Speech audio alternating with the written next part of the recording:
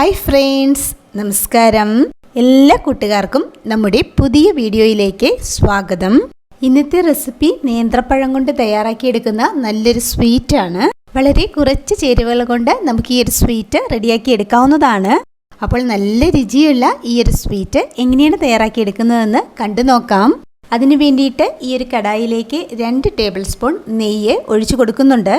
നെയ്യ് മെൽറ്റായി വന്നപ്പോൾ അല്പം കാഷ്യൂ നട്ട്സ് ഇട്ട് കൊടുക്കുന്നുണ്ട്.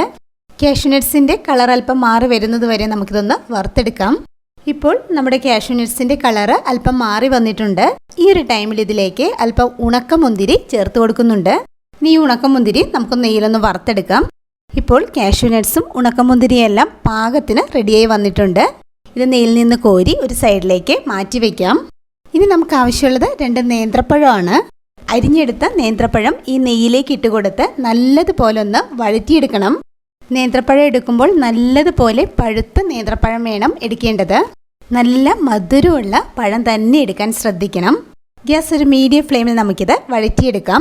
നല്ലതുപോലെ പഴുത്ത പഴം ആയതുകൊണ്ട് തന്നെ ഒരു 3 മിനിറ്റൊക്കെ വഴറ്റുമ്പോഴേക്കും നമുക്കിത് പാകത്തിന് റെഡിയായി വന്നിട്ടുണ്ടാകും.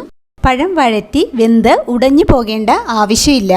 ഇപ്പോൾ ഇവിടെ ഇത് ഒരു 3 മിനിറ്റ് നേരം വഴറ്റിയെടുത്തിട്ടുണ്ട്. ഇത്രയും മതിയാകും. ഇനി നമുക്ക് ഈ പഴം കുക്ക് ചെയ്തെടുക്കണം. അതിനു വേണ്ടിയിട്ട് നാളികേരത്തിൻ്റെ 2ാം പാൽ ഒഴിച്ചു കൊടുക്കുന്നുണ്ട്. 2ാം പാൽ നമ്മളിവിടെ 1.5 കപ്പ് അളവിലാണ് ഒഴിച്ചു കൊടുത്തിട്ടുള്ളത്. നാളികേരപ്പാൽ ഒഴിച്ചതിന് ശേഷം നല്ലതുപോലെ മിക്സ് ചെയ്തെടുക്കാം. ഇത് നല്ലതുപോലെ മിക്സ് ചെയ്തതിന് ശേഷം 1/4 കപ്പ് അളവിൽ ചവ്വരി ചേർത്ത് കൊടുക്കുന്നുണ്ട്. ചവ്വരി വെള്ളത്തിൽ 1 മണിക്കൂർ കുതിർത്തിയതിന് ശേഷമാണ് നമ്മളിവിടെ ചേർത്ത് കൊടുത്തിട്ടുള്ളത്. ചവ്വരി ചേർത്ത് കൊടുക്കുന്നത് ഓപ്ഷണലാണ്. നമ്മുടെ കയ്യിലുണ്ടെങ്കിൽ മാത്രം ചേർത്ത് കൊടുത്താൽ മതിയാകൂട്ടോ.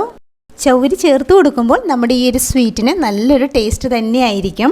ഇനി ഈ പാലിൽ കിടന്ന് പഴവും ചവ്വരിയും കുക്കായി വരണം. നമുക്കിത് അടച്ചു വെച്ചിട്ട് കുക്ക് ചെയ്തെടുക്കാം. ഗ്യാസ് ഒരു ലോ ഫ്ലെയിമിൽ കുക്ക് ചെയ്തെടുക്കാം. ഇടയ്ക്ക് ഇളക്കി കൊടുക്കാൻ മറക്കരുത് കേട്ടോ. ഇപ്പോൾ ഇവിടെ പഴവും ചവ്വരിയും എല്ലാം പാകത്തിന് കുക്കായി വന്നിട്ടുണ്ട്. വെള്ളത്തിൽ കുതിർത്തിയെടുത്ത ചവ്വരി ആയതുകൊണ്ട് തന്നെ നമുക്കിത് എളുപ്പത്തിൽ കുക്കായിട്ട് കിട്ടും. ഇനി നമുക്കിതിലേക്ക് നമ്മുടെ മധുരത്തിന് ആവശ്യത്തിന് വേണ്ട ശർക്കര ചേർത്ത് കൊടുക്കണം. നമ്മളിവിടെ 1 കപ്പ് ശർക്കരപ്പാനിയാണ് ഒഴിച്ചു കൊടുക്കുന്നത്. 3/4 കപ്പ് ശർക്കരയിലേക്ക് 1/4 കപ്പ് വെള്ളം ഒഴിച്ചു കൊടുത്ത് ഉരുക്കി അരിച്ചെടുത്തിട്ടുള്ള ശർക്കരപ്പാനിയാണിത്. ശർക്കര നമ്മുടെ മധുരത്തിനനുസരിച്ച് കൂട്ടിയും കുറച്ചും ഒക്കെ എടുക്കാവുന്നതാണ്. ശർക്കര നമ്മുടെ ഈ പഴത്തിലും ചവ്വരിയിലുമെല്ലാം നല്ലതുപോലെ പിടിച്ചു വരണം. അതുവരെ നമ്മളിത് കുക്ക് ചെയ്തെടുക്കണം. ഗ്യാസ് ഒരു ലോ ഫ്ലെയിമിൽ ഇടയ്ക്ക് ഇളക്കി കൊടുത്ത് നമുക്കിത് കുക്ക് ചെയ്തെടുക്കാം. ഇപ്പോൾ ഇവിടെ ശർക്കരയുടെ ആ ഒരു കളറും മധുരവും എല്ലാം പഴത്തിലും ചവ്വരിയിലും നല്ലതുപോലെ പിടിച്ചു വന്നിട്ടുണ്ട്. ഈ ഒരു പാകം വരെ നമ്മളിത് കുക്ക് ചെയ്തെടുക്കണം. നമ്മുടെ ഈ സ്വീറ്റിൻ്റെ നല്ലൊരു ഫ്ലേവറിന് വേണ്ടിയിട്ട് ഏലക്കാപ്പൊടി ചേർത്ത് കൊടുക്കുന്നുണ്ട്. നമ്മളിവിടെ 4 ഏലക്കയാണ് പൊടിച്ച് ചേർത്ത് കൊടുത്തിട്ടുള്ളത്. വീഡിയോ കണ്ടുകൊണ്ടിരിക്കുമ്പോൾ ഇഷ്ടമായാൽ നമ്മുടെ ചാനൽ മറക്കാതെ സബ്സ്ക്രൈബ് ചെയ്യണേ. ഏലക്കാപ്പൊടി ചേർത്ത് കൊടുത്ത് നല്ലതുപോലെ മിക്സ് ചെയ്തതിന് ശേഷം നാളികേരത്തിൻ്റെ 1ാം പാൽ ഒഴിച്ചു കൊടുക്കണം. 1ാം പാൽ നമ്മളിവിടെ 1/2 കപ്പ് അളവിലാണ് ഒഴിച്ചു കൊടുത്തിട്ടുള്ളത്. ഗ്യാസ് ലോ ഫ്ലെയിമിൽ വേണം 1ാം പാൽ ഒഴിച്ചു കൊടുക്കേണ്ടത്. 1ാം പാൽ ഒഴിച്ചതിന് ശേഷം നമുക്കിത് തിളപ്പിക്കേണ്ട ആവശ്യമില്ല. ഇളക്കി കൊടുത്ത് ജസ്റ്റ് ചൂടായി വരുമ്പോഴേക്കും നമുക്കിത് ഓഫ് ചെയ്യാവുന്നതാണ്.